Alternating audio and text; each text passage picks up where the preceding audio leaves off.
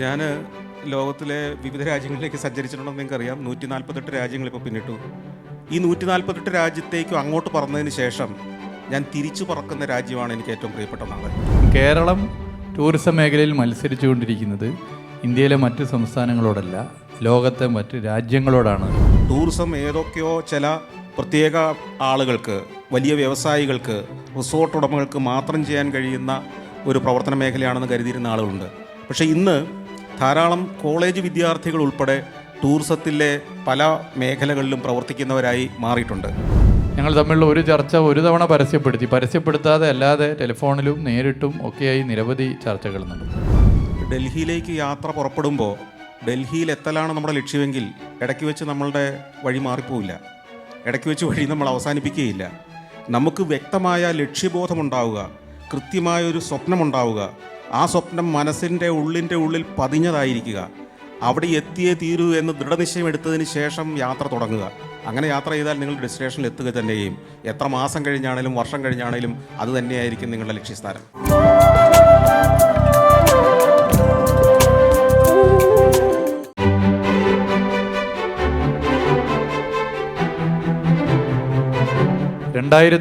May 20 ഈ government അധികാരത്തിൽ വന്നത്. ആ സമയം നിങ്ങൾക്ക് ഓർമ്മയുണ്ടാകും, കോവിഡ് രൂക്ഷമായിരുന്നു. തൊട്ട അയൽവാസിയെ കാണാൻ, അല്ലെങ്കിൽ തൊട്ടടുത്ത വീട്ടിൽ പോകാൻ, അല്ലെങ്കിൽ വീടിൻ്റെ തൊട്ടടുത്തുള്ള പൂന്തോട്ടത്തിൽ പോകാൻ, ഒരു പാർക്കിൽ പോകാൻ പോലും സാധിക്കാത്ത നിലയിലായിരുന്നു അന്ന് ലോകം എന്നുള്ളത് നമുക്കൊക്കെ അറിയാം. അങ്ങനെയുള്ളൊരു ഘട്ടത്തിൽ സഞ്ചാരികളെക്കുറിച്ചോ ടൂറിസത്തെക്കുറിച്ചോ ഒക്കെ ചിന്തിക്കാൻ പറ്റാത്തൊരു സമയമാണ്. ടൂറിസം മേഖല ലോകത്താകെ വെന്റിലേറ്ററിലായ ഒരവസ്ഥയായിരുന്നു കോവിഡ് സമയത്ത്. ഞങ്ങൾ അന്താളിച്ച് കരയാനല്ല തയ്യാറായത്. ഭാവി എങ്ങനെയായിരിക്കണമെന്നുള്ളത് കേൾക്കാനുള്ള നിലപാടുകളാണ് സ്വീകരിച്ചത്. ടൂറിസം മേഖലയുമായി ബന്ധപ്പെട്ട ഇടപെടലുകൾ നടത്തുന്ന, മികവുറ്റ സംഭാവനകൾ നൽകുന്ന വ്യക്തികളെ, ഗ്രൂപ്പുകളെ ഒക്കെ ഞങ്ങൾ കണ്ടു, സംസാരിച്ചു. അതിൽ ഭാവി പ്രവർത്തനത്തിന്, പ്രത്യേകിച്ച് പോസ്റ്റ് കോവിഡിന് ശേഷം നടത്തേണ്ട പ്രവർത്തനത്തിന് മികച്ച നിർദ്ദേശങ്ങൾ നൽകിയ നിരവധി പേരുണ്ട്. അവരുമൊക്കെ സംസാരിച്ചതിൻ്റെ ഭാഗമായിട്ടാണോ അത്തരം നിർദ്ദേശങ്ങൾ സർക്കാരിന് കിട്ടിയത്? അങ്ങനെ നിർദ്ദേശങ്ങൾ നല്ല നിലയിൽ നൽകി ഞങ്ങൾക്ക് മുന്നോട്ട് കുതിക്കാനുള്ള ഊർജ്ജം നൽകിയ ആളുകളിൽ ഒരാൾ ഇപ്പോൾ എൻ്റെ തൊട്ട ഇടതുഭാഗത്ത് അടുത്തിരിക്കുന്നുണ്ട്. അത് ശ്രീ സന്തോഷ് ജോർജ് കുളങ്ങരയാണ് എന്നുള്ളത് ഞാൻ ചൂണ്ടിക്കാട്ട് ആഗ്രഹിക്കുന്നു. അദ്ദേഹവുമായി വ്യക്തിപരമായി ഒരുപാട് കാര്യങ്ങൾ അത് ചർച്ച ചെയ്യുകയുണ്ടായി.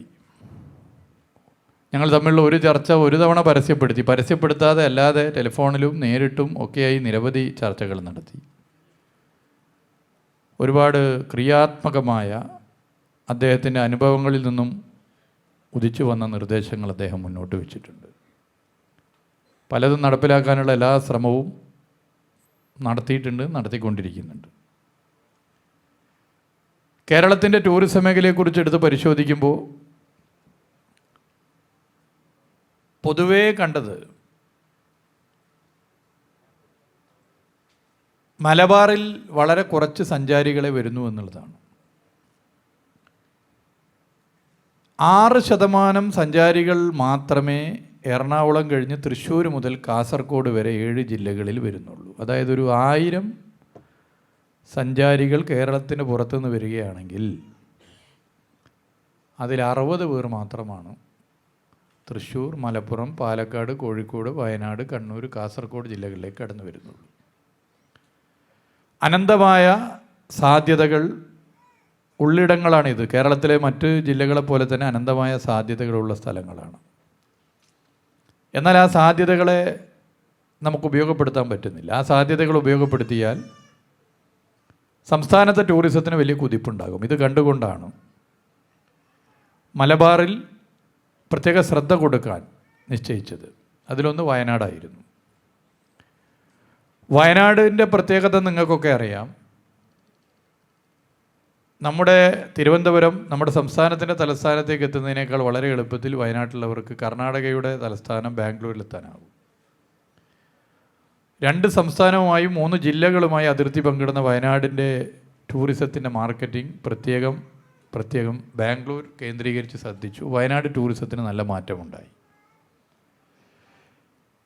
കേരളത്തിലെ ബീച്ച് ടൂറിസത്തെ വികസിപ്പിക്കാൻ ബേക്കലും അതുപോലെ തന്നെ കണ്ണൂർ ജില്ലയിലും കോഴിക്കോട് ജില്ലയിൽ ബേപ്പൂർ ഉൾപ്പെടെ വിവിധ ഫെസ്റ്റുകൾ സംഘടിപ്പിച്ചു. അതിൽ വളരെ ശ്രദ്ധിക്കപ്പെട്ടുകൊണ്ടിരിക്കുന്ന ഒരു ഫെസ്റ്റാണ് 2 ദിവസം മുമ്പ് അവസാനിച്ച ബേപ്പൂർ ഇൻ്റർനാഷണൽ വാട്ടർ ഫെസ്റ്റ്.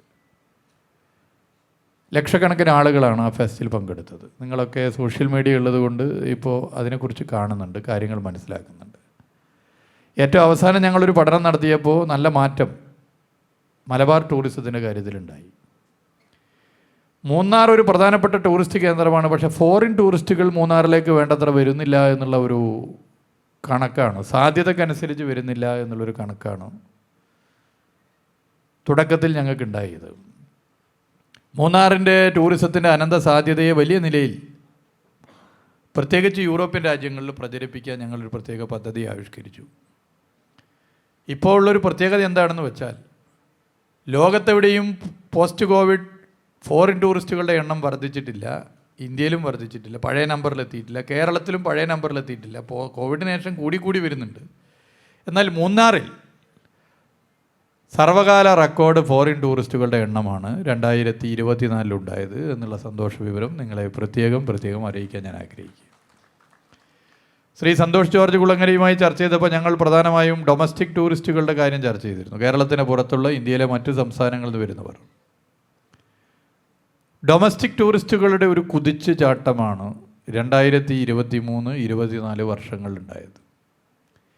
കേരളമുണ്ടായതിനു ശേഷമുള്ള സർവകാല റെക്കോർഡ് ഡൊമസ്റ്റിക് ടൂറിസ്റ്റുകൾ ഈ വർഷങ്ങളിലുണ്ടായി. ഡൊമസ്റ്റിക് ടൂറിസ്റ്റുകൾ വർധനവിലേക്ക് വരികയാണെങ്കിൽ സ്വാഭാവികമായിട്ടും പിന്നെ ഫോറിൻ ടൂറിസ്റ്റുകളുടെ എണ്ണവും വർദ്ധിക്കും. അത് ഭാവിയിൽ അത് വർദ്ധിച്ചു പോകുന്ന സ്ഥിതി ഉണ്ടാകും. ബീച്ച് ടൂറിസത്തെ കേരളത്തിൽ വികസിപ്പിക്കാൻ അഡ്വഞ്ചർ സ്പോർട്സിന് വലിയ പ്രാധാന്യം കൊടുത്തു പോകുന്നു. ഉത്തരവാദിത്ത ടൂറിസം മിഷൻ്റെ പ്രാധാന്യത്തെ തിരിച്ചറിഞ്ഞുകൊണ്ട് ഇടപെടുന്നുണ്ട്. മലയോര മേഖലയിൽ ടൂറിസത്തിൻ്റെ സാധ്യതയെ ഉപയോഗപ്പെടുത്താൻ ഹൈക്കിംഗ്, ട്രക്കിംഗ്, മറ്റ് അഡ്വഞ്ചറസ് ടൂറിസത്തിൻ്റെ സാധ്യതകൾ ഇതൊക്കെ ഉപയോഗപ്പെടുത്താൻ ശ്രമിക്കുന്നു. സഞ്ചാരികൾക്ക് വരുമ്പോൾ കേരളത്തെ ആസ്വദിക്കാനും കേരളത്തിൻ്റെതായ സിഗ്നേച്ചേഴ്സ് നൽകാനുമൊക്കെയുള്ള പ്രത്യേക ശ്രദ്ധ കൊടുക്കുന്നു. ഇങ്ങനെ സാധ്യമാകുന്ന കാര്യങ്ങളാണ്. ഇനിയും ഒരുപാട് കാര്യങ്ങൾ ഇതുമായി ബന്ധപ്പെട്ട് ചെയ്യേണ്ടതുണ്ട്. എല്ലായിടത്തും സർക്കാർ തന്നെ ഇതിൻ്റെ പ്രധാനികളാകാൻ ആഗ്രഹിക്കുന്നില്ല. ഗവൺമെൻറ് ഒരു ഫെസിലിറ്റേറ്ററായി മാറാനാണ് ഉദ്ദേശിക്കുന്നത്. അതിൻ്റെ ഭാഗമായിട്ടാണ് പബ്ലിക് പ്രൈവറ്റ് പാർട്ടിസിപ്പേഷൻ എന്ന കാഴ്ചപ്പാട് മുന്നോട്ട് വെക്കുകയും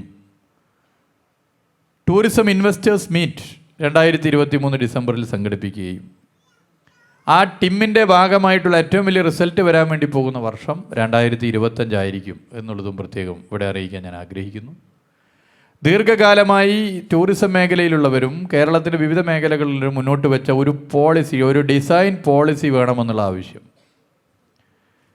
ഇന്ത്യയിൽ ആദ്യമായി ഒരു സംസ്ഥാനത്ത് പൊതുമരാമത്ത് ടൂറിസം മേഖലയിൽ ഒരു ഡിസൈൻ പോളിസി നയം അംഗീകരിച്ചത് നമ്മുടെ കേരളത്തിൽ ഇക്കഴിഞ്ഞ മാസമാണ് എന്നുള്ളതും ഞാനിവിടെ അറിയിക്കാൻ ആഗ്രഹിക്കുന്നു.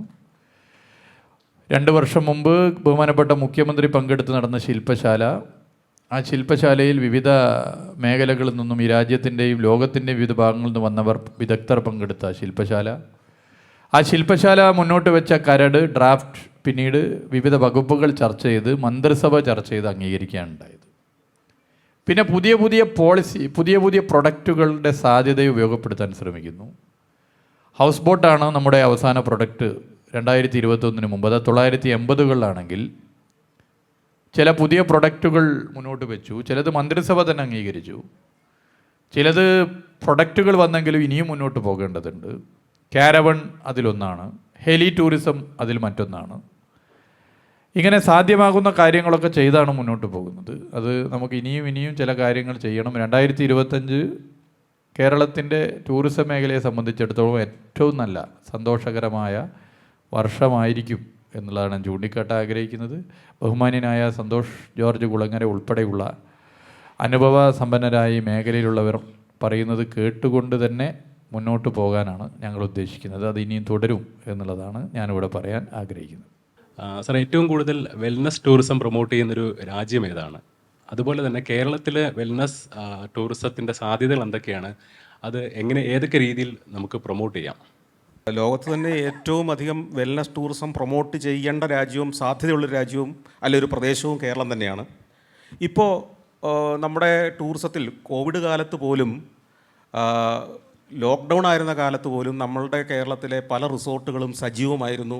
ചില റിസോർട്ടുകളെങ്കിലും ആ സമയത്തും ഫുള്ളായിരുന്നു എന്നുള്ളത് ചിലപ്പോൾ നിങ്ങളെ അത്ഭുതപ്പെടുത്തുന്ന ഒരറിവായിരിക്കാം. അത് ഇത്തരം വെൽനസ് ടൂറിസത്തിൻ്റെ ഭാഗമായി ആയുർവേദ ടൂറിസം പ്രോജക്റ്റുകളുണ്ടായിരുന്ന ചില റിസോർട്ടുകളാണ്, പ്രത്യേകിച്ച് നമ്മുടെ ചൊവ്വര മറ്റ് പ്രദേശങ്ങളിലൊക്കെ. ശ്രീലങ്ക ഈ വെൽനസ് ടൂറിസം നമ്മുടെ ആയുർവേദത്തെ ഏതാണ്ടൊക്കെ ഒന്ന് ഹൈജാക്ക് ചെയ്യാനുള്ളൊരു ശ്രമം നടത്തുന്ന ഒരു നാടാണ്. ആയുർവേദത്തിൻ്റെ ഒരു ഡെസ്റ്റിനേഷനാണ് അവരെന്ന് ലോകം മുഴുവൻ പ്രചരിപ്പിച്ചുകൊണ്ടിരിക്കുന്ന ഒരു കാലമാണ്. റഷ്യയിൽ നിന്നൊക്കെ ധാരാളം ആളുകൾ ശ്രീലങ്കയിലേക്ക് പോകുന്നുണ്ട്. പക്ഷേ യഥാർത്ഥ വെൽനസ് ടൂറിസത്തിൻ്റെ ഒരു നാടായിട്ട് കേരളത്തെ നമുക്ക് ഹൈലൈറ്റ് ചെയ്യാൻ പറ്റും. അത് കേരളത്തിലെ റിസോർട്ടുകൾ, നമ്മുടെ ഹോട്ടലുകൾ ഒക്കെ ആ വെൽനസ് ടൂറിസത്തെ വേണ്ട രീതിയിൽ ഇനിയും കുറേ കൂടി ഉപയോഗപ്പെടുത്താനുണ്ട്, പ്രയോജനപ്പെടുത്താനുണ്ടെന്നാണ് എൻ്റെ അഭിപ്രായം. കേരളത്തിൻ്റെ ടൂറിസത്തിനോടുള്ള സമീപനവും മറ്റ് രാജ്യങ്ങളിൽ അവിടുത്തെ രാജ്യങ്ങൾ ടൂറിസത്തിനോട് കാണിക്കുന്ന സമീപനവും എങ്ങനെയാണ് സാറിന് ഫീൽ ചെയ്തിട്ടുള്ളത്? ഇത് വളരെ സീരിയസ് ആയിട്ട് മറ്റ് രാജ്യങ്ങൾ ടൂറിസത്തിനെ സമീപിക്കുമ്പോൾ നമ്മുടെ സംസ്ഥാനം എന്ന് പറഞ്ഞാൽ സർക്കാർ എന്നുള്ളതല്ല, ജനങ്ങൾ ടൂറിസത്തിനെ എങ്ങനെയാണ് കാണുന്നത്? ഇത് രണ്ടും സാറിന് എങ്ങനെയാണ് ഫീൽ ചെയ്തിട്ടുള്ളത്? ഇന്ത്യയിലെ മറ്റ് സംസ്ഥാനം കൂടി അതിൽ കൂട്ടിച്ചേർത്ത് കേരളം പറയുന്നതാണ് നന്നാവുക. അത് ശരിയാണ് സാർ.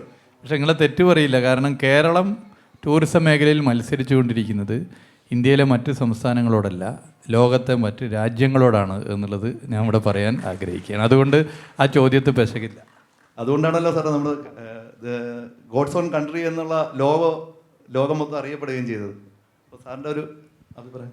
കേരളത്തിലെ ജനങ്ങൾ ഇപ്പോൾ പുതിയ തലമുറ പ്രത്യേകിച്ച് ടൂറിസം വലിയൊരു സാധ്യതയാണെന്ന് തിരിച്ചറിഞ്ഞിട്ടുണ്ട്. നേരത്തെ അങ്ങനെ ആയിരുന്നില്ല. ടൂറിസം ഏതൊക്കെയോ ചില പ്രത്യേക ആളുകൾക്ക്, വലിയ വ്യവസായികൾക്ക്, റിസോർട്ട് ഉടമകൾക്ക് മാത്രം ചെയ്യാൻ കഴിയുന്ന ഒരു പ്രവർത്തന മേഖലയാണെന്ന് കരുതിയിരുന്ന ആളുകളുണ്ട്. പക്ഷേ ഇന്ന് ധാരാളം കോളേജ് വിദ്യാർത്ഥികൾ ഉൾപ്പെടെ ടൂറിസത്തിലെ പല മേഖലകളിലും പ്രവർത്തിക്കുന്നവരായി മാറിയിട്ടുണ്ട്.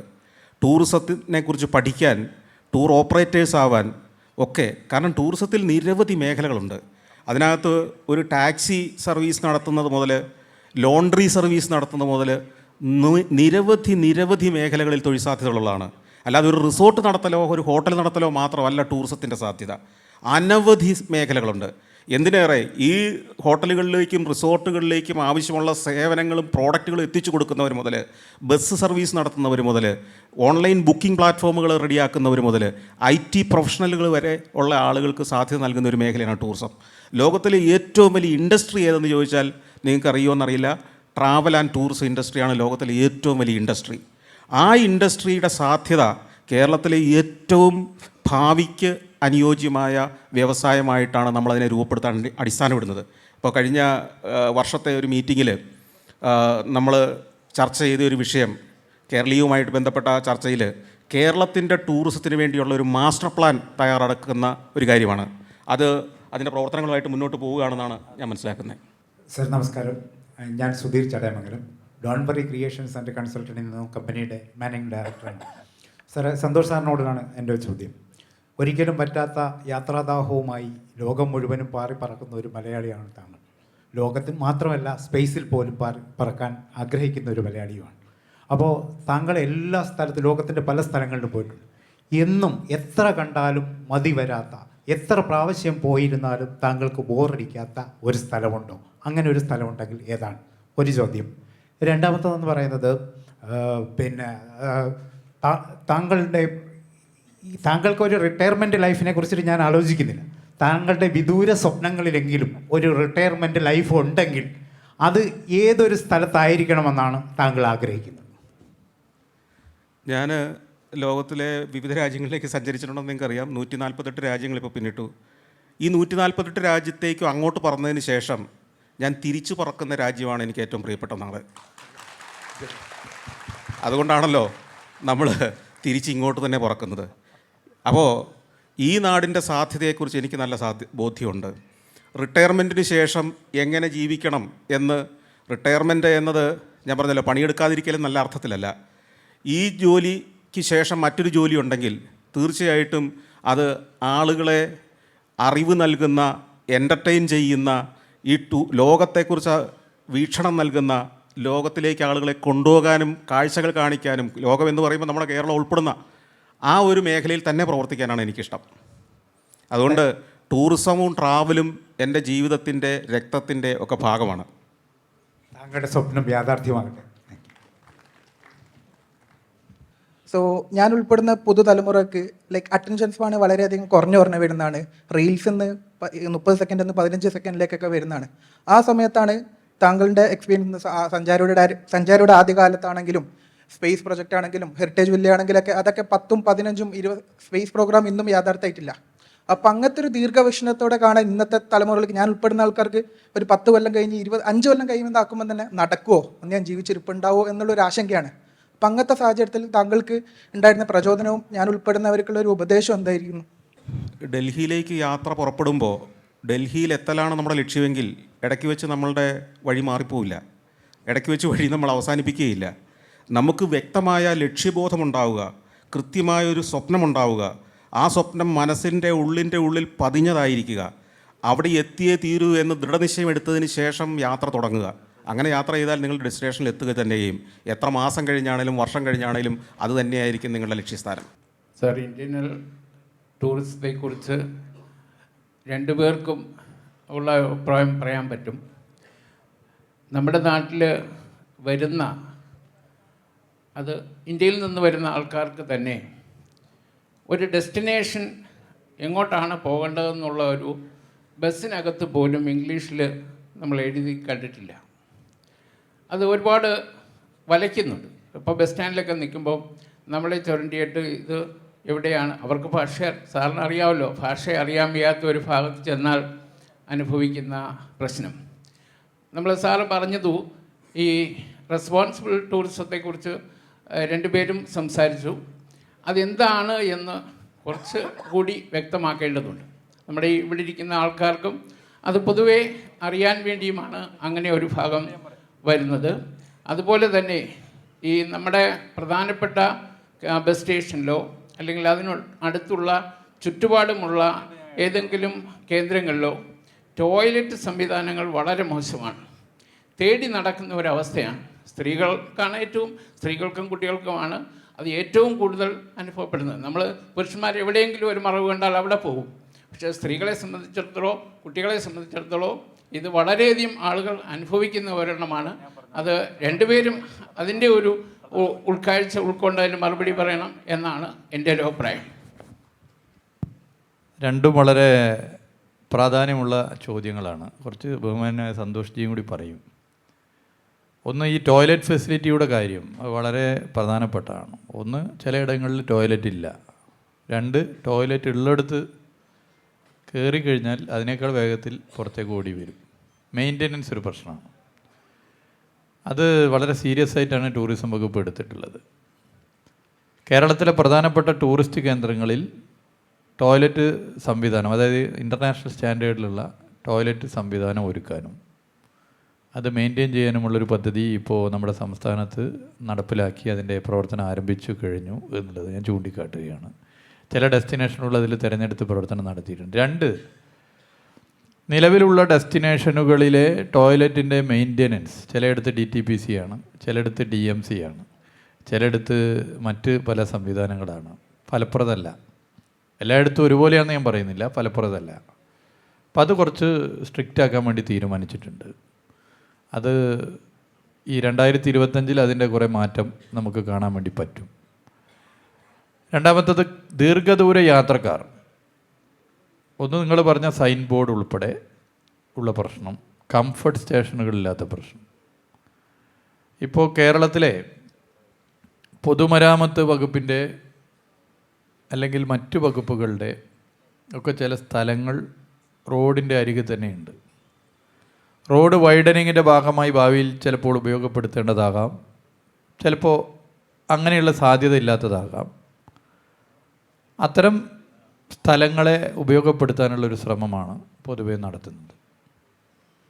കേരളത്തിൽ പ്രധാന റോഡുകളിൽ, പ്രധാന പാതകളിൽ കംഫർട്ട് സ്റ്റേഷനുകൾ ദീർഘദൂര യാത്രക്കാർക്ക് ഒരുക്കുക. ഇതാണ് ലക്ഷ്യം. കോവിഡിൻ്റെ സമയത്ത്, കോവിഡിൻ്റെ രൂക്ഷത കുറഞ്ഞു നിൽക്കുന്ന സമയത്ത് നമ്മളത് ഭയങ്കരമായിട്ട് അനുഭവിച്ചതാണ്.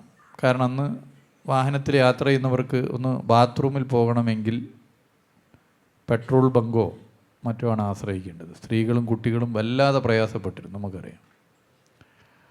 അപ്പോൾ ഇത് പരിഹരിക്കേണ്ടത് അനിവാര്യമാണ്. രണ്ടാമത്തത്, പുതിയ പുതിയ ഹൈവേകൾ വരുമ്പോൾ നമ്മൾ ഡിസൈനിൽ തന്നെ ഒരു നിശ്ചിത കിലോമീറ്റർ ഇടവിട്ട് ഈ സംവിധാനം ഒരുക്കുക. ഇതാണ് പ്രധാനമായി ആഗ്രഹിക്കുന്നത്. ഇപ്പോൾ കേരളത്തിൽ കോസ്റ്റൽ ഹൈവേ വരാൻ വേണ്ടി പോകുന്നു. 600ഓളം കിലോമീറ്റർ ഉണ്ട്. കോസ്റ്റൽ ഹൈവേയുടെ ഡിസൈനിൽ തന്നെ 50 കിലോമീറ്റർ ഇടവിട്ട് കംഫർട്ട് സ്റ്റേഷനുകളുണ്ട്. ദീർഘദൂര യാത്രക്കാർക്ക് വിശ്രമിക്കാനും മറ്റ് ഫെസിലിറ്റിയും കുട്ടികൾക്ക് കളിക്കാനുള്ള ചെറിയ സംവിധാനങ്ങൾ, ചെറിയൊരു ടൂറിസ്റ്റ് കേന്ദ്രം പോലെയാക്കി മാറ്റുക. പല വിദേശ രാജ്യങ്ങളിലുള്ള സംവിധാനമാണ്. അപ്പോൾ അതുകൊണ്ട് അതിൻ്റെ ഡിസൈനിൽ തന്നെ 600ഓളം കിലോമീറ്റർ എന്ന് പറയുമ്പോൾ 12 കംഫർട്ട് സ്റ്റേഷനുകളുണ്ട്. അത് 9 ജില്ലകളിലൂടെയാണ് പോകുന്നത്. അപ്പോൾ ഒട്ടുമിക്ക ജില്ലകളിലും ഒന്നിലധികമോ കംഫർട്ട് സ്റ്റേഷനുകളുണ്ട്. അതൊരു പ്രധാന പ്രശ്നമാണ്. അത് പരിഹരിക്കപ്പെടേണ്ടതാണ്. ആ നിലയിൽ പരിഹരിക്കണം. എല്ലായിടത്തും ഡെസ്റ്റിനേഷൻ മാനേജ്മെൻറ്റ് കമ്മിറ്റി എന്ന സംവിധാനം ഒരുക്കി DTPCയും DMCയും ഒക്കെ കുറച്ച് സ്ട്രിക്റ്റായി ഇത് നോക്കണമെന്നുള്ള തീരുമാനം ഇപ്പോൾ കൈക്കൊണ്ട് അതിൻ്റെ ഒരു റിവ്യൂ ഇപ്പോൾ നടന്നുകൊണ്ടിരിക്കുകയാണ്. അത് മറ്റ് വകുപ്പുകൾ കൂടി കണക്ട് ചെയ്ത് ചെയ്യേണ്ടതാണ്. ആ നിലയിൽ ചെയ്യാം. രണ്ടാമത്തത്, ടൂറിസം വികസിക്കുന്നതിൽ ജനങ്ങളുടെ ഉത്തരവാദിത്തം എന്ത്? അത് തന്നെയാണ് ഉത്തരവാദിത്ത ടൂറിസത്തിൽ പ്രധാനം. എക്സ്പീരിയൻഷ്യൽ ടൂറിസം നമ്മുടെ ജീവിത അനുഭവങ്ങൾ, വ്യത്യസ്ത തൊഴിലിൻ്റെ സ്വഭാവം ഇവിടെ പറഞ്ഞു എന്നാണ് ഞാൻ മനസ്സിലാക്കുന്നത്. ഞാൻ ആവർത്തിക്കുന്നില്ല. ഞാൻ ചോദിച്ചപ്പോൾ അദ്ദേഹം പറഞ്ഞിട്ടുണ്ടെന്ന് ഞാൻ മനസ്സിലാക്കുന്നത്. ഞാൻ ആവർത്തിക്കുന്നില്ല. അത് നമുക്ക് വിദേശ സഞ്ചാരികൾക്ക് ഉൾപ്പെടെ അത് എക്സ്പീരിയൻസ് ചെയ്യാനും ഒക്കെ സാധിക്കുന്നൊരു നില ഉണ്ടാവണം. 2, ലോകത്ത് ടൂറിസം കൊണ്ട് രക്ഷപ്പെട്ട രാജ്യങ്ങളെടുത്ത് പരിശോധിച്ചാൽ അവിടുത്തെ ടൂറിസത്തിൻ്റെ ബ്രാൻഡ് അംബാസഡർമാർ അവിടുത്തെ ജനങ്ങളാണ്. നമുക്ക് എന്തുകൊണ്ട് കേരളത്തെ അങ്ങനെ മാറ്റി തീർത്തുകൂടാ? കേരളത്തിലെ ഒരു പ്രധാനപ്പെട്ട ടൂറിസ്റ്റ് കേന്ദ്രത്തെ പരിപാലിക്കാൻ അവിടുത്തെ ജനങ്ങൾ തന്നെ തയ്യാറാവുക. പലയിടത്തും അതിന് തയ്യാറാവുന്നുണ്ട്. എന്നാൽ ചിലയിടത്ത് വളരെ മോശപ്പെട്ട സ്വഭാവമാണ്. വിദേശ സഞ്ചാരികളോ അല്ലെങ്കിൽ മറ്റ് സംസ്ഥാനങ്ങളിൽ നിന്ന് വരുന്ന സഞ്ചാരികളോ അല്ലെങ്കിൽ ആ നാട്ടിലല്ലാതെ നമ്മുടെ മറ്റു ജില്ലകളിൽ നിന്ന് വരുന്ന സഞ്ചാരികളോട് വളരെ മോശമായി പെരുമാറുന്ന ചില പ്രദേശങ്ങളുണ്ട്. അപ്പം അതൊക്കെ മാറ്റി തീർത്ത് ടൂറിസം വികസിച്ചാൽ ഈ നാടിൻ്റെ സാമൂഹികവും സാമ്പത്തികവുമായ അഭിവൃദ്ധിക്ക് കാരണമാണെന്നുള്ളൊരു ബോധ്യമുണ്ടാക്കി സ്വന്തം വീട്ടിലേക്ക് ഒരാൾ വരുമ്പോൾ എങ്ങനെയാണോ നമ്മൾ അതിഥേയ മര്യാദയോടുകൂടി സ്വീകരിക്കുന്നത്, അതുപോലെ ടൂറിസ്റ്റ് കേന്ദ്രത്തിലേക്ക് ആളുകളെ സ്വീകരിക്കാനും അവരെ ശ്രദ്ധിക്കാനും ഓരോ പൗരനും തയ്യാറാകുന്ന നിലയിലേക്ക് ഒരു കൾച്ചർ, ഒരു സംസ്കാരം നമ്മുടെ സംസ്ഥാനത്ത് നമുക്ക് വികസിപ്പിച്ചെടുക്കണം. ആ ഉദ്ദേശത്തിൻ്റെ ഭാഗമായി പുതിയ തലമുറയിൽ ആ അവബോധം സൃഷ്ടിക്കാൻ ഇപ്പോൾ ടൂറിസം ക്ലബ്ബുകൾ വളരെ സജീവമാക്കിക്കൊണ്ടിരിക്കുകയാണ്. 14 ജില്ലകളിലായി ഈ കഴിഞ്ഞ മാസം 1600ഓളം വരുന്ന ടൂറിസം ക്ലബ്ബുകൾ അംഗങ്ങളെ രജിസ്റ്റർ ചെയ്തു. ഞാൻ തന്നെ 2 ജില്ലകളിൽ അതിൽ പങ്കെടുത്തിട്ടുണ്ട്. വളരെ പോസിറ്റീവാണ്. പുതിയ തലമുറയാണ്. ഇനി അവർക്ക് നമുക്ക് വർക്ക് എന്ത് എന്നുള്ളത്, അവരുടെ ഉത്തരവാദിത്വം എന്ത് എന്നുള്ളത് ബോധ്യപ്പെടുത്തലാണ്. അവരതിന് തയ്യാറായി നിൽക്കുകയാണ്. ഇപ്പോൾ പ്രധാനപ്പെട്ട ഫെസ്റ്റുകൾ നടക്കുന്നിടത്തൊക്കെ തന്നെ ടൂറിസം ക്ലബ് അംഗങ്ങൾ അതിൻ്റെ വോളണ്ടിയർ പ്രവർത്തനം, അതിൻ്റെ ഫെസ്റ്റ് കഴിഞ്ഞാലുള്ള മാലിന്യം നീക്കം ചെയ്യുന്ന പ്രവർത്തനം, അവിടുത്തെ ടോയ്ലറ്റ് മറ്റ് സൗകര്യങ്ങൾ ഒരുക്കുന്നതിന് ശ്രദ്ധിക്കുന്ന പ്രവർത്തനം നടത്തുന്നു. ചിലയിടത്ത് ഒരു ക്യാമ്പസ്, ഒരു കോളേജ് ഒരു പ്രത്യേക ഡെസ്റ്റിനേഷനെ മെയിൻറ്റെയിൻ ചെയ്യാൻ നിശ്ചയിക്കുന്നു. ആ ഡെസ്റ്റിനേഷൻ്റെ പ്രവർത്തനം ആ കോളേജ് ഏറ്റെടുക്കുകയാണ്. അവിടെ വൃത്തിയാക്കാനും അതിനെ മാർക്കറ്റ് ചെയ്യാനും സോഷ്യൽ മീഡിയയിലൊക്കെ മാർക്കറ്റ് ചെയ്യാനും. അതിനെ ഇപ്പോൾ ആക്കുളത്ത് അവിടെ നിങ്ങൾ പോയവർക്കറിയാം, ചെറിയ ചെറിയ ലൈറ്റ് ഉൾപ്പെടെ ഫിറ്റ് ചെയ്തുകൊണ്ട് ചിലവ് ചുരുങ്ങിയ നിലയിൽ അതിനെ മാറ്റി തീർത്തത് അവിടുത്തെ പ്രത്യേക ടെക്നിക്കൽ എഡ്യൂക്കേഷൻ മേഖലയിലുള്ള വിദ്യാർത്ഥികളാണ്, ടൂറിസം ക്ലബ്ബിലുള്ളവർ. ഇത്തരം പ്രവർത്തനം നടത്തുന്നു. അപ്പോൾ പുതിയൊരു തലമുറയെ നമുക്ക് ഇതിന് വേണ്ടി തയ്യാറാക്കുക എന്നുള്ളതാണ്. 2025 10,000-ഓളം വരുന്ന ടൂറിസം ക്ലബ്ബ് അംഗങ്ങളുള്ള നിലയിലേക്ക് ആ സേനയെ മാറ്റാനാകുമെന്നാണ് കാണുന്നത്. അപ്പോൾ നേരത്തെ ഇവിടെ വിശദീകരിച്ച റെസ്പോൺസിബിൾ ടൂറിസവും നാടിൻ്റെ ഭാവി ടൂറിസമാണെന്ന് കണ്ടുകൊണ്ട് ടൂറിസത്തിൻ്റെ ബ്രാൻഡ് അംബാസഡർമാരാകാൻ തയ്യാറാകുന്ന പുതുതലമുറയടങ്ങിയ ടൂറിസം ക്ലബ്ബും ഒക്കെ കൈകോർത്ത് കഴിഞ്ഞാൽ ഇവിടെ എൻ്റെ സുഹൃത്ത് പറഞ്ഞ വിഷയത്തെ നമുക്ക് അഡ്രസ്സ് ചെയ്യാൻ വേണ്ടി പറ്റും എന്നാണ് പ്രതീക്ഷിക്കുന്നത്. ആദ്യമായി നന്ദി പറയാനുള്ളത് സന്തോഷ് സാറിൻ്റെ കൂടെയാണ്. 2000 വരെ സാറ് പറഞ്ഞ ഒരു വാക്കിലായിരുന്നു ഞാൻ ജീവിച്ചുകൊണ്ടിരുന്നത്, പൊട്ടക്കുളത്തിലെ തവള എന്ന്. ആ സഞ്ചാരം എന്ന പരിപാടി ഏഷ്യാനെറ്റിലൂടെ വന്നതോടുകൂടി ഈ കേരളത്തിലെ ഒരുപാട് ആൾക്കാർ പല രാജ്യങ്ങളും കണ്ടു, പല സംസ്കാരങ്ങൾ പഠിച്ചു, പല ഭക്ഷണത്തിൻ്റെ രുചികൾ അറിഞ്ഞു. അപ്പോൾ 2000 തൊട്ട് ഞാൻ യാത്ര തുടങ്ങി, ഇപ്പം 32 രാജ്യങ്ങൾ സന്ദർശിച്ചു. എന്നാൽ തന്നെയും ലോകത്ത് കണ്ടിട്ടുള്ളതിലേറ്റ് ഏറ്റവും നല്ല സ്ഥലം ഏതെന്ന് കേട്ടാൽ എൻ്റെ നാട് തന്നെയാണ് കേരളം. അത് മറ്റുള്ള രാജ്യങ്ങളിലും പ്രത്യേകിച്ചും മറ്റുള്ള സംസ്ഥാനങ്ങളിൽ, ഇന്ത്യയുടെ മറ്റ് സംസ്ഥാനങ്ങളിൽ പോയി കണ്ടിട്ട് വന്നിട്ട് വേണം കേരളത്തെ കുറ്റപ്പറാൻ എന്ന് ഞാൻ വിചാരിക്കുന്നു. ഗുജറാത്തോ UP അങ്ങനെയുള്ള പല നാടുകളിലും ഞാൻ പോയിട്ടുള്ളതാണ്, എല്ലായിടവും പോയിട്ടുള്ളതാണ്. അത് കണക്ക് നോക്കുകയാണെങ്കിൽ കേരളം ഏറ്റവും ബെറ്ററാണ്. പക്ഷെ ഒരുപാട് മാറാനുണ്ട്. എനിക്ക് മിനിസ്റ്ററോട് പറയാനുള്ളത്, ഞാൻ കോവളത്തിനടുത്തുള്ള ആഴിമലയ്ക്ക് അടുത്തുള്ള സ്ഥലത്തു നിന്നാണ് വരുന്നത്. സർ, കോവളത്ത് ഒന്ന് വൃത്തിഹീനമായ അന്തരീക്ഷം ഒന്ന് മാറ്റി നമ്മളെ നാടിനെ നല്ല രീതിയിലാക്കി വരുന്നവർക്ക് ഒരു അഭിമാന രീതിയിൽ കേരളത്തിലുള്ള ജനതയെ അവർ കാണാൻ വേണ്ടിയിട്ടുള്ള ഒരു സാഹചര്യം ഒരുക്കി തരണമെന്ന് വിനീതമായി അഭ്യർത്ഥിക്കുന്നു. കോവളം നേരിടുന്ന ഒരുപാട് പ്രശ്നങ്ങളുണ്ട്. ആ പ്രശ്നങ്ങൾ വളരെ ഗൗരവമായിട്ട് തന്നെയാണ് സർക്കാർ ചർച്ച ചെയ്തിട്ടുള്ളത്. ഇപ്പോൾ കിഫ്ബിയുടെ സഹായത്താൽ ഒരു വലിയ പദ്ധതി കോവളത്ത് വരുന്നു എന്നുള്ളതിൻ്റെ ഒരു കാലതാമസമാണ് ചില കാര്യങ്ങൾ ചെയ്യുന്നതിന് തടസ്സമായി നിൽക്കുന്നത്. പക്ഷേ ആ പദ്ധതി ഇപ്പോൾ 2025 ഏറെക്കുറെ മുന്നോട്ട് കൊണ്ടുപോകാനാകും. രണ്ടാമത്തെ ഇവിടെ പ്രിയപ്പെട്ട സുഹൃത്ത് പറഞ്ഞത് വളരെ ശരിയാണ്. നമ്മുടെ സംസ്ഥാനത്ത് പരീക്ഷണങ്ങൾ നടത്തണം. പരീക്ഷണങ്ങൾ നടത്താതെ ടൂറിസത്തിന് മുന്നോട്ട് പോകാനാകില്ല. കേരളത്തിൻ്റെ ബീച്ചുകളുടെ സാധ്യത ഗോവയേക്കാൾ വലിയ സാധ്യതയാണ്. നമ്മുടെ സംസ്ഥാനത്തുള്ള പലരും ഗോവയിൽ പോകുന്നുണ്ട്, നമ്മുടെ രാജ്യത്തുള്ള പലരും ഗോവയിൽ പോകുന്നുണ്ട്, വിദേശികൾ ഗോവയിൽ പോകുന്നുണ്ട്. യഥാർത്ഥത്തിൽ ഗോവയേക്കാൾ മനോഹരമായ സാധ്യതകളുള്ള ബീച്ചുകൾ കേരളത്തിൻ്റെ വിവിധ ജില്ലകളിലുണ്ട്. അവിടെ നമ്മൾ അതിനുള്ള സംവിധാനങ്ങൾ ഒരുക്കണം. സംവിധാനങ്ങൾ ഒരുക്കുക എന്നുള്ളത് പ്രധാനമാണ്. അതിലൊന്ന് അഡ്വഞ്ചർ സ്പോർട്സും വാട്ടർ സ്പോർട്സിനെയും വികസിപ്പിക്കണം ബീച്ചുകളിൽ. മറ്റു പല കാര്യങ്ങളുണ്ട്, ഞാൻ അതിൻ്റെ മറ്റു വശങ്ങളിലേക്ക് പോകും. വിദേശ സഞ്ചാരികൾ ഉൾപ്പെടെ വരുമ്പോൾ അവർക്ക് ആഗ്രഹിക്കുന്ന നിലയിലേക്ക് ആ ബീച്ചിൻ്റെ പരിസരവും മറ്റും നമ്മൾ ഒരു ഫെസിലിറ്റേറ്ററാക്കി ഒരുക്കി തീർക്കുക എന്നുള്ളതാണ്. ഇതിലിപ്പോൾ നമ്മളിപ്പോൾ വാട്ടർ സ്പോർട്സിൻ്റെ ഡെവലപ്മെൻറ്റിനെ എടുത്ത് പരിശോധിച്ചാൽ അത് അനാവശ്യ വിവാദമുണ്ടാക്കി അവിടെ വരുന്ന ആളുകളിൽ ഒരു ഭയപ്പാട് സൃഷ്ടിക്കുക എന്നുള്ള ഒരു നിലയാണ് പലപ്പോഴും ചിലർന്നേ ഞാൻ പറയുന്നുള്ളൂ, ചിലർ ശ്രമിക്കുന്നത്. അഡ്വഞ്ചർ സ്പോർട്സ് എന്ന് പറഞ്ഞാൽ തന്നെ അത് ഒരു സാഹസികമായി അതിൻ്റെ ഒരു അനുഭവത്തിന് തയ്യാറാകുന്നവരാണ്. അപ്പോൾ അങ്ങനെ തയ്യാറായി വരുന്നവരിൽ ഒരു ഭയം സൃഷ്ടിച്ച് മുന്നോട്ട് പോകുന്നത് അല്ലെങ്കിൽ അനാവശ്യ വിവാദങ്ങൾ സൃഷ്ടിക്കുന്നത് നമ്മുടെ ടൂറിസത്തിന് ഒരിക്കലും ഗുണകരമല്ല. ഇപ്പോൾ ചില വാർത്തകൾ, അത് സോഷ്യൽ മീഡിയ ആയാലും വിഷ്വൽ മീഡിയ ആയാലും പ്രിൻ്റഡ് മീഡിയ ആയാലും, ആ വാർത്തകൾ സൃഷ്ടിക്കുന്നത് നമ്മുടെ ടൂറിസം മേഖലയ്ക്ക് ഗുണമാണോ ദോഷമാണോ നമ്മൾ പരിശോധിക്കുന്നുണ്ടോ? പല വിദേശ രാജ്യങ്ങളിലും, പ്രത്യേകിച്ച് ടൂറിസം പ്രധാന സാധ്യതയായ വിദേശ രാജ്യങ്ങളിലും അത്തരം കാര്യങ്ങളിൽ നല്ല ഒരുമയോടുകൂടി, ദീർഘവീക്ഷണത്തോടുകൂടി, നാടിനോടുള്ള പ്രതിബദ്ധതയോടുകൂടി നിലപാട് സ്വീകരിക്കുന്നുണ്ട്. എന്നാൽ നമ്മുടെ സംസ്ഥാനത്ത് അനാവശ്യ വിവാദങ്ങൾ നമ്മുടെ ടൂറിസം മേഖലയിൽ പ്രയാസം സൃഷ്ടിക്കുന്നു. ചില പ്രചരണങ്ങൾ നമുക്ക് ചെറിയ തിരിച്ചടി വരുന്നു. ഒറ്റ ഉദാഹരണം ഞാൻ പറഞ്ഞുതരാം. ചൂരൽമല ദുരന്തം എൻ്റെയും നിങ്ങളുടെയും മനസ്സിൽ ഉണങ്ങാത്ത മുറിവാണ് സൃഷ്ടിച്ചത്. എന്നാൽ നമ്മൾ പ്രചരിപ്പിച്ച് അത് വയനാട് ഡിസാസ്റ്ററായി. നമ്മൾ 2021 പ്ലാൻ ചെയ്താണ് വയനാടിനെ കൈപിടിച്ച് ഉയർത്തണം, വലിയ മുന്നേറ്റം ഉണ്ടായി. എന്നാൽ സോഷ്യൽ മീഡിയയിലെ ഒരു പ്രധാനപ്പെട്ട ഹാഷ്ടാഗായി വയനാട് ഡിസാസ്റ്റർ മാറി. ചൂരൽമല നമുക്കറിയാം വയനാട്ടിലെ ഒരു പ്രദേശമാണ്. വയനാടിൻ്റെ മറ്റിടങ്ങളിൽ അങ്ങനത്തെ ഒരു പ്രയാസവും. എന്നാൽ ഈ ഒരു പ്രചരണം മാസങ്ങൾക്ക് മുമ്പ് തന്നെ വയനാടിൽ റൂമും റിസോർട്ടും ഒക്കെ ബുക്ക് ചെയ്ത ആളുകൾ അത് ക്യാൻസൽ ചെയ്യുന്ന സ്ഥിതിയുണ്ടായി. അത്തരം പ്രചരണം നമുക്ക് ദോഷം ചെയ്തു. പിന്നീട് നമ്മളത് റിക്കവർ ചെയ്താണ്. എൻ്റെ കേരളം എന്നും സുന്ദരം എന്നുള്ള ക്യാമ്പയിൻ ഏറ്റെടുത്ത് വയനാട്ടിലേക്ക് എല്ലാവരെയും ക്ഷണിച്ച് വലിയ നിലയിൽ നമ്മൾ വലിയ ക്യാമ്പയിൻ ഏറ്റെടുത്തിട്ടാണ് അത് കവർ ചെയ്ത് പോയത്. ഞാനൊരു ഉദാഹരണമാണ് പറഞ്ഞത്. ഇങ്ങനെയുള്ള നിരവധി ഉദാഹരണങ്ങൾ നമ്മുടെ മുമ്പിലുണ്ട്. ഒരു സ്ഥലത്തെ അനുഭവം ഞാൻ പറഞ്ഞുതരാം. ഒരു സ്ഥലത്ത് ഈ ഫ്ലോട്ടിംഗ് ബ്രിഡ്ജ് നമ്മൾ ബീച്ചിൽ വന്നു, ഭയങ്കര എക്സ്പീരിയൻസ് ആയി.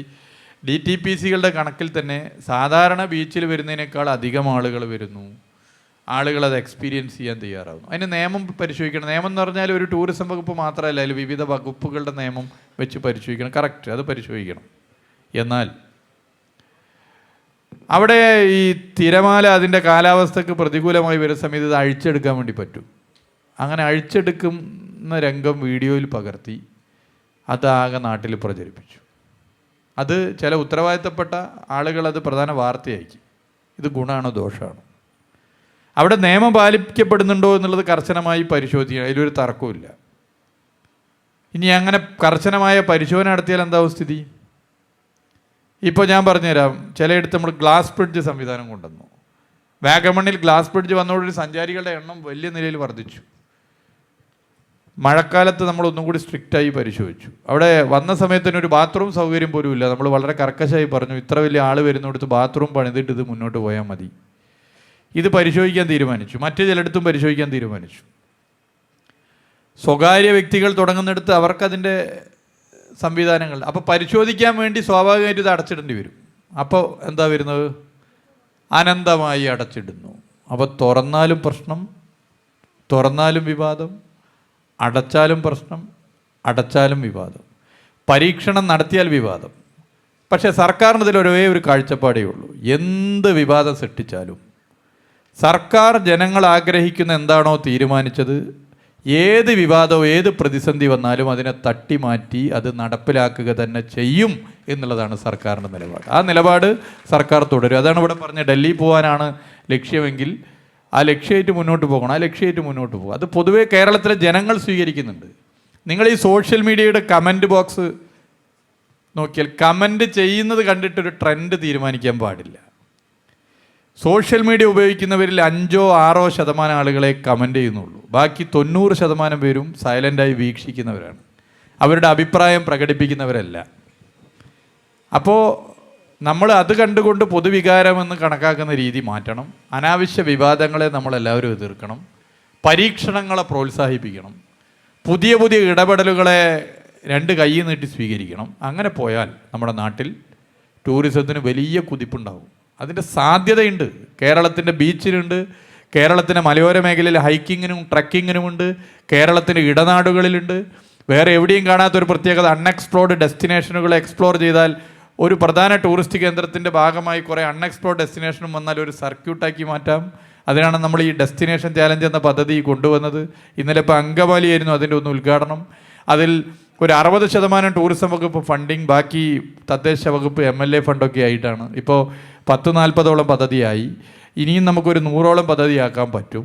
അപ്പോൾ അങ്ങനെ അൺഎക്സ്പ്ലോർഡ് ഡെസ്റ്റിനേഷനെ എക്സ്പ്ലോർ ചെയ്യാനും പരീക്ഷണങ്ങൾ നടത്താനും ജനങ്ങളെ ആകെ ഇതിൻ്റെ ഭാഗമാക്കി മാറ്റാനും സാധിച്ചാൽ ഒരു വലിയ അത്ഭുതം നമുക്ക് സൃഷ്ടിക്കാനാകും. ലോകമാകെ പറയും കേരളമെന്ന ഒരു ടൂറിസ്റ്റ് സ്റ്റേറ്റ് എന്ന് പറയുന്ന കാലം അതിവിദൂരമല്ല എന്നുള്ളത് ചൂണ്ടിക്കാട്ടാൻ ഞാൻ ആഗ്രഹിക്കുകയാണ്. എൻ്റെ പേര് ലക്ഷ്മി പാർവതി. ഞാൻ GVHS കൽറ സ്കൂളിലെ 9ാം ക്ലാസ് വിദ്യാർത്ഥിനിയാണ്. എൻ്റെ ചോദ്യം ബഹുമാനപ്പെട്ട മിനിസ്റ്ററോടാണ്. ഞാനൊരു ഗവൺമെൻറ് സ്കൂളിലാണ് പഠിക്കുന്നത്. ഞങ്ങൾ എല്ലാ പ്രാവശ്യവും സ്കൂളിൽ നിന്ന് ഒരു ടൂർ പോകാറുണ്ട് എല്ലാ വർഷവും. പക്ഷേ മിക്ക കുട്ടികളും, അതായത് ഒരു 90% കുട്ടികൾക്കും അതിനകത്ത് വരാൻ കഴിയാറില്ല. അതിൻ്റെ അകത്ത് തന്നെ ഒരു 50% കുട്ടികളും വരാത്തത് അവരുടെ വീട്ടിലെ സാമ്പത്തിക സ്ഥിതി കൊണ്ടാണ്. അവർക്ക് അത് അഫോർഡ് ചെയ്യാൻ പറ്റത്തില്ല. അപ്പോൾ അവർക്ക് വേണ്ടിയിട്ട് എന്തെങ്കിലും സർക്കാരിന് ചെയ്യാൻ പറ്റുമോ? അതായത് എല്ലാവർക്കും കൊണ്ടൊരു ഫണ്ട് സർക്കാരിന് കൊടുക്കാൻ പറ്റിയില്ലെങ്കിലും റീജിയണലായിട്ടുള്ള സ്പോൺസർഷിപ്പ്, അതിനുള്ള മാർഗനിർദ്ദേശങ്ങൾ കൊടുത്തിട്ട് എന്തെങ്കിലും പദ്ധതി ചെയ്യാൻ പറ്റുമോ ആ കുട്ടികളെയും കൂടെ അതിൽ ഉൾപ്പെടുത്താൻ വേണ്ടിയിട്ട്? നല്ല ഒരു ചോദ്യമാണ്. ബഹുമാനപ്പെട്ട വിദ്യാഭ്യാസ മന്ത്രിയുമായി ഇതിനു മുമ്പ് ഈ വിഷയം ഒന്ന് ചർച്ച ചെയ്തതാണ്. നമുക്കതെങ്ങനെ അത് പരിഹരിക്കാമെന്നുള്ളത് പരിശോധിക്കാം. ടൂറിസം ക്ലബ്ബുകൾ ഇപ്പോൾ യാത്രകൾ സംഘടിപ്പിക്കുന്നുണ്ട്. ആ യാത്രകൾ ഏതെങ്കിലും ഒരു ഡെസ്റ്റിനേഷൻ, ഇപ്പോൾ തിരുവനന്തപുരത്തുള്ളവർ വയനാട്ടിലേക്കോ അല്ലെങ്കിൽ കണ്ണൂരിലേക്കോ, കാസർഗോഡുള്ളവർ ഫോർട്ട് കൊച്ചിയിലേക്കോ, അതല്ലെങ്കിൽ കോഴിക്കോടുള്ളവർ മൂന്നാറിലേക്കോ അതല്ലെങ്കിൽ കൊല്ലത്തുള്ളവർ മറ്റ് പ്രധാനപ്പെട്ട ഏതെങ്കിലും ബേക്കലിലേക്കോ ടൂറിസ്റ്റ് കേന്ദ്രത്തിലേക്കോ പോകുന്ന യാത്രകൾ. ഇപ്പോൾ ഒരു സ്കൂൾ വിദ്യാർത്ഥികൾ അങ്ങനെ യാത്ര പോകുമ്പോൾ അവർ പോകുന്ന ഇടത്തെ അനുഭവങ്ങൾ കൂടി പങ്കുവെക്കുന്ന നിലയിലും പോകുന്ന ഇടത്തെ മാർക്കറ്റ് ചെയ്യുന്ന, അതായത് സോഷ്യൽ മീഡിയയിലും മറ്റും മാർക്കറ്റ് ചെയ്യുന്നൊരു സ്ഥിതി ഉണ്ടാക്കാനും സാധിക്കുന്ന നിലയിലേക്കുള്ളൊരു പദ്ധതി ബഹുമാനപ്പെട്ട വിദ്യാഭ്യാസ വകുപ്പ് മന്ത്രിയുമായി ചർച്ച ചെയ്ത് തീരുമാനം 2025 വർഷത്തിൽ തന്നെ കൈക്കൊള്ളും എന്നുള്ളത് അറിയിക്കുന്നു. കാലം മുന്നോട്ട് പോകുന്നത് നേരത്തെ കണ്ടുകൊണ്ട് അതിൽ ഇടപെടുന്നതിന് തുല്യമായ ഒരു ചോദ്യമാണ് എൻ്റെ പ്രിയപ്പെട്ട കുട്ടി ഇവിടെ ചോദിച്ചിട്ടുള്ളത്.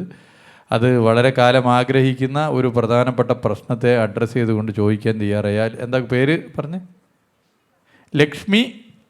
ലക്ഷ്മി പാർവതിയെ പ്രത്യേകം അഭിനന്ദിക്കാൻ ഞാൻ ആഗ്രഹിക്കുകയാണ്. ഒന്ന്, സന്തോഷ് സാറ് ഈ ലോകം ചുറ്റി സഞ്ചരിച്ച ആളാണ്. റിയാസ് കാ അതേപോലെ അത്ര ലോകം ചുറ്റിയിട്ടില്ലെങ്കിലും ആ ലോകത്തിൻ്റെ പുതിയ മാനദണ്ഡങ്ങൾ മനസ്സിലാക്കുന്ന ഒരാളാണ്.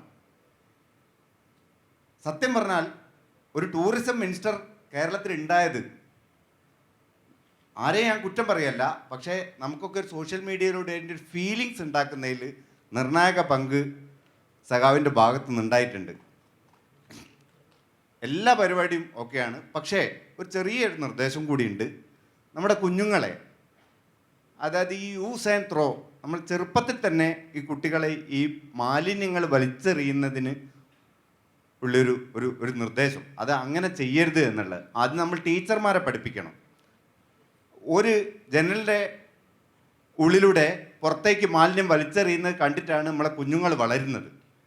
അതുകൂടി നമ്മൾ വിദ്യാഭ്യാസ വകുപ്പൊക്കെ ആയിട്ട് ചേർന്ന് നമ്മുടെ ഒരു സംസ്കാരത്തെ നമ്മൾ ഉദ്ദേശിക്കുന്ന, അതായത് നമ്മൾ എവിടെ നോക്കിയാലും പ്ലാസ്റ്റിക് കുപ്പികളും മാലിന്യങ്ങളും വലിച്ചെറിയുന്ന സ്വഭാവമാണ് ഞാൻ ഉൾപ്പെടെയുള്ള ആൾക്കാർക്കുള്ളത്. അതുകൂടി ഒന്ന് പരിഹരിച്ചുകൊണ്ട് പോവണം. Thank you. മാലിന്യ പ്രശ്നം ഒരു പ്രധാന പ്രശ്നമാണ്, പ്രത്യേകിച്ച് ടൂറിസ്റ്റ് കേന്ദ്രങ്ങളിൽ. അപ്പോൾ അത് പറഞ്ഞതുപോലെ ചെറുപ്പത്തിലേ അത് ട്രെയിൻ ചെയ്തെടുക്കണം, അത് വളരെ ശരിയാണ്. അതിപ്പോൾ തദ്ദേശ സ്വയംഭരണ വകുപ്പ് ഒരു വലിയ ക്യാമ്പയിൻ ആരംഭിച്ചു, ജനങ്ങളാകെ സഹകരിക്കുന്നുണ്ട്. അത് എല്ലാ വകുപ്പ് കൂടി ചേർന്നുകൊണ്ട് പ്രത്യേകിച്ച് ടൂറിസ്റ്റ് കേന്ദ്രങ്ങൾ എന്ത് ചെയ്യാൻ പറ്റുമെന്നുള്ളത് തീർച്ചയായിട്ടും ഇവിടെ നമുക്ക് ആലോചിച്ച് തന്നെ മുന്നോട്ട് പോകാം. നമ്മുടെ ബഹുമാനപ്പെട്ട ശ്രീ സന്തോഷ് ജോർജ് കുളങ്ങര ഈ സർക്കാർ വന്ന സമയത്ത് ഞങ്ങൾ ഒരുമിച്ചിരുന്നു കൊണ്ട് പരസ്യമായി ഒരു സംസാരം നടത്തിയത് പുറത്തു വന്നിരുന്നു. അത് ഇപ്പോൾ 4 വർഷമാവാൻ വേണ്ടി പോകുന്നു. അപ്പോൾ അന്ന് മുന്നോട്ട് വെച്ച കാര്യങ്ങളിൽ എന്തൊക്കെ നടന്നില്ല എന്ന് സമൂഹത്തോട് പറയുന്ന ഞങ്ങൾ രണ്ടുപേരും ഒരുമിച്ചിരുന്ന ഒരു പരിപാടി ഈ ഫെബ്രുവരി മാസം ഞങ്ങൾ നടത്താനും ഉദ്ദേശിക്കുന്നു എന്ന വിവരവും ഇവിടെ പ്രത്യേകം പറയാൻ ഞാൻ ആഗ്രഹിക്കും. ഈ വൈകുന്നേരം ഇത്രയും സമയം നിങ്ങളുമായിട്ട് ആശയവിനിമയം നടത്താൻ കഴിഞ്ഞതിൽ ഞാനും നന്ദി പറയുകയാണ്. ഒപ്പം ഇത്രയും സമയം നമ്മോടൊപ്പം ചെലവഴിച്ച ബഹുമാനപ്പെട്ട മിനിസ്റ്റർക്കും ഞാൻ നന്ദി പറയുന്നു. നമുക്ക് വീണ്ടും വരും വർഷങ്ങളിൽ ഇതേ വേദിയിൽ കൂടുതൽ പുതിയ ആശയങ്ങളും വിശേഷങ്ങളുമായി കണ്ടുമുട്ടാം. Thank you very much. അപ്പോൾ എല്ലാവർക്കും നന്ദി. നിങ്ങൾക്ക് ഒരുപാട് ഐഡിയാസ് ഉള്ളവരാണ്, അത് കേൾക്കാൻ താല്പര്യമുണ്ട്, പക്ഷേ സമയത്തിൻ്റെ ഒരു പരിമിതിയുണ്ട്. സോഷ്യൽ മീഡിയയിലൂടെ നിങ്ങൾ അറിയിക്കണം. നിങ്ങൾ അയക്കുന്ന സന്ദേശങ്ങൾ വായിക്കാൻ എല്ലാ നിലയിലും ശ്രമിക്കാറുണ്ട്, പലതും നടപ്പിലാക്കാനുള്ള ശ്രമം നടത്താറുണ്ട്. അപ്പോൾ തുടർന്നും ആ പിന്തുണയും നിർദ്ദേശങ്ങളും വിമർശനങ്ങളും നിർബന്ധമായും നടത്തണം എന്ന് അഭ്യർത്ഥിച്ചുകൊണ്ട് നിർത്തുന്നു. എല്ലാവർക്കും നന്ദി, നമസ്കാരം.